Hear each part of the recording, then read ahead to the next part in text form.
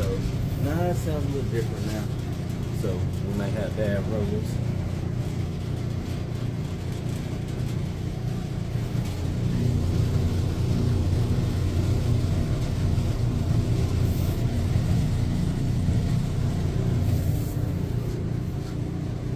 Alright, so now we're about to separate it to here, if we can hear what the noise is.